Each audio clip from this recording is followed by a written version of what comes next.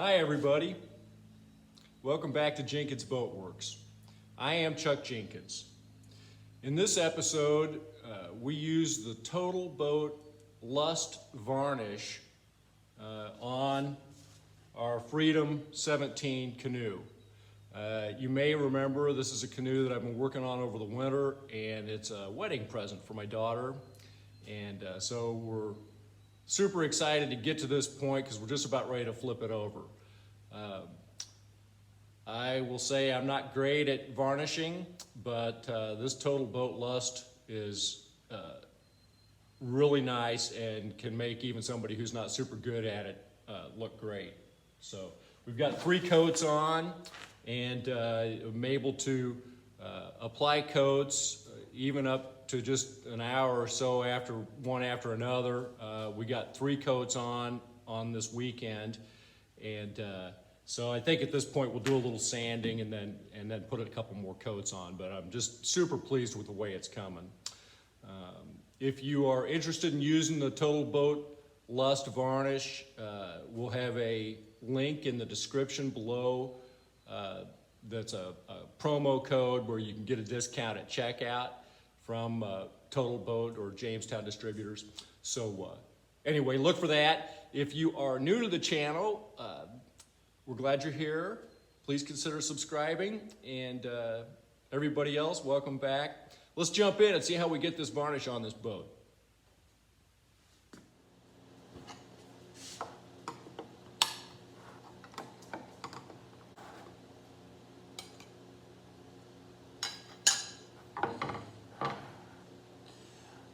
We're going to use some of this TotalBoat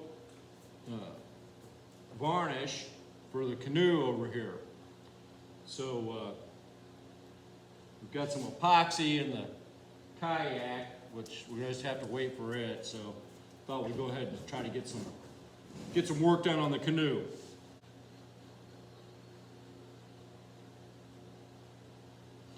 We've had this for a little while, but this is the first time I've opened it. You know, I meant to punch some holes in this thing.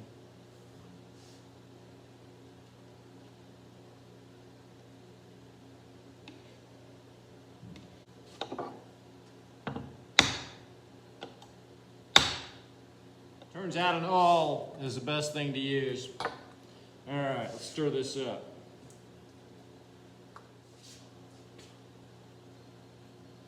I don't feel any solids or anything in the bottom of this. This feels really clean and pure.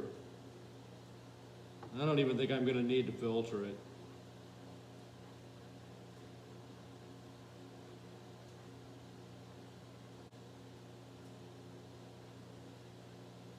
Beautiful.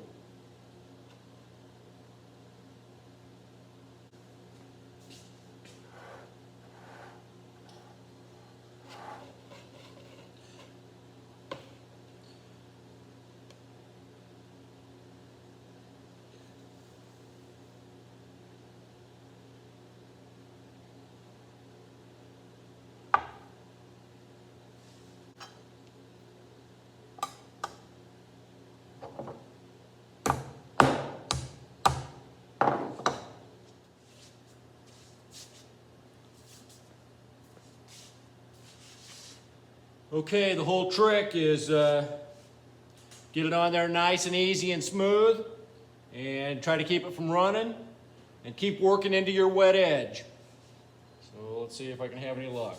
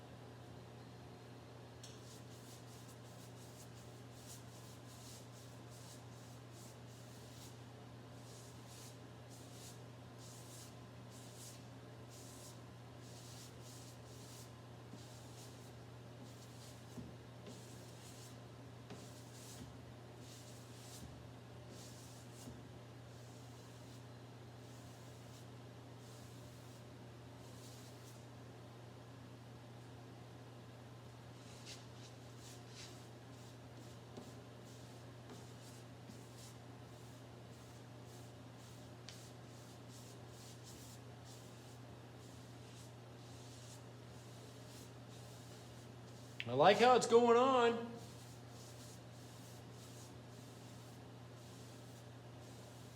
can see a run right there already.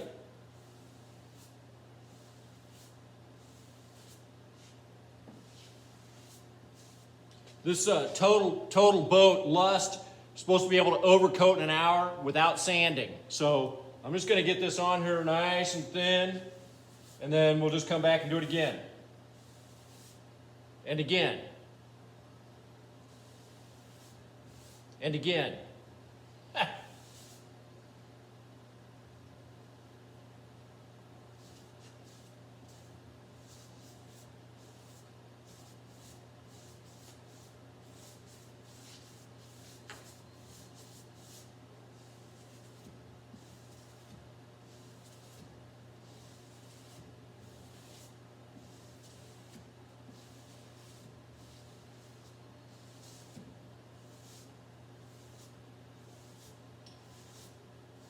I have a tendency to just want to put it on there real thick so I'm done with it, but that's not how it works.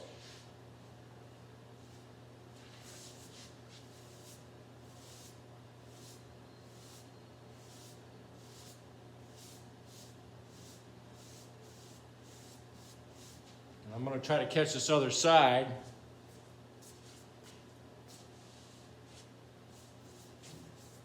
So I can work into this wet edge here at the stem.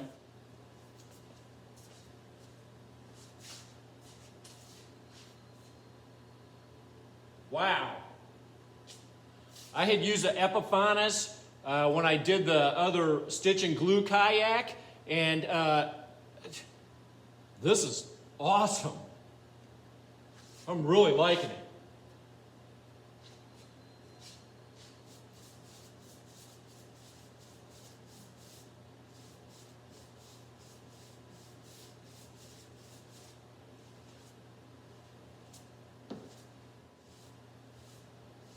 Whoever invented foam brushes, I think I want to buy them lunch.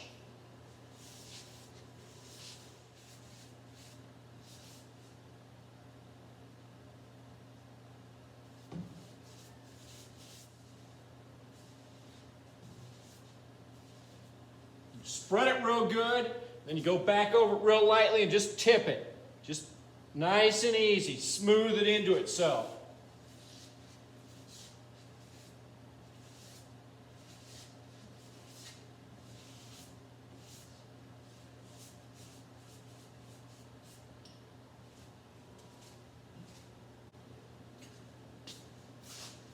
I'm never going to want to hit a rock. You turn your piece of furniture into a boat.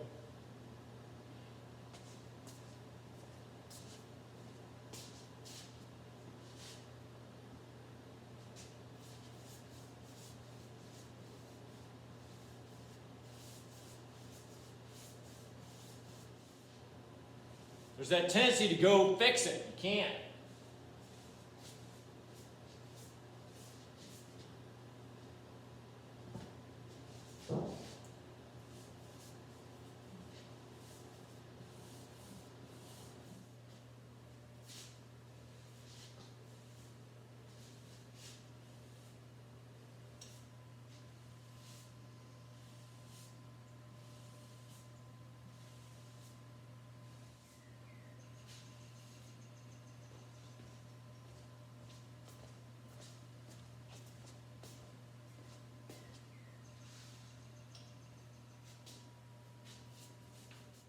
Okay, so what are the things that I've learned about this varnish?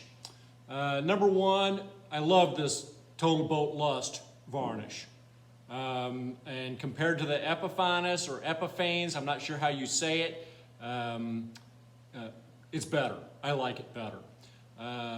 The shop temperature right now is about 60 degrees, so it's pretty cool. I am not accomplished at varnishing, but this stuff can make pretty much anybody look good. It's just not that difficult to use. Maybe halfway through, I dropped my foam brush on the floor and said a few choice words and then got a new one.